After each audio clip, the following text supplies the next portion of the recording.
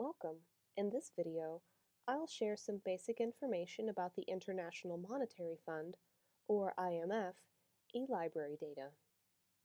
When to use this database, how to access it, how to perform a basic search, and how to format your search results in a useful way. I'll also show you where you can go for more help if you need it. IMF eLibrary data is provided by the International Monetary Fund, a special agency of the United Nations. It provides economic data for 353 countries, with some data sets going back as far as 1948. Users can build countless unique data sets by pulling information from the wide variety of economic information available. Let's start by looking at one way to access the IMF eLibrary database. Beginning at the University of Michigan Library homepage, let's type IMF into the gold search box and then click Search.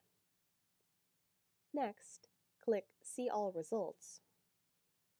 The first four results, BOP, GFS, IFS, and DOT, are all part of IMF eLibrary data. Clicking on any of these links takes us to the IMF eLibrary data homepage.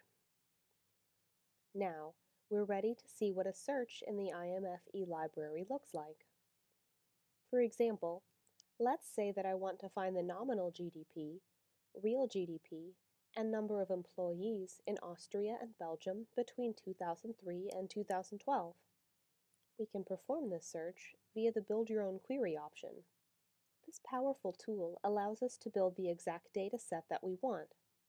Clicking on any of these three links, country, concept, or data source, takes us to the same Build Your Own Query page.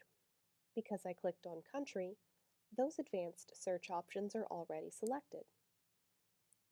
I can search for Austria and Belgium in two ways.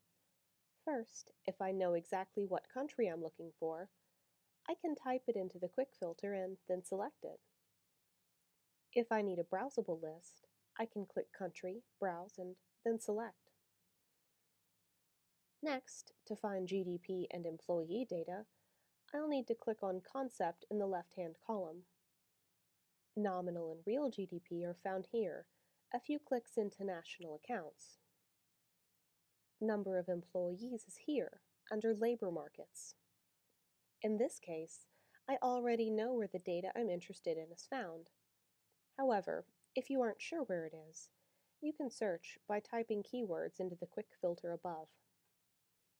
As for data source, IMF eLibrary automatically selects the correct one for us, so we can skip that row and move on to time.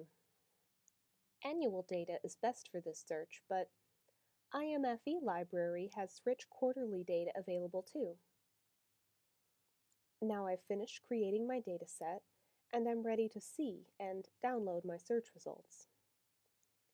I can do so via clicking either of these two buttons, Download and View Data.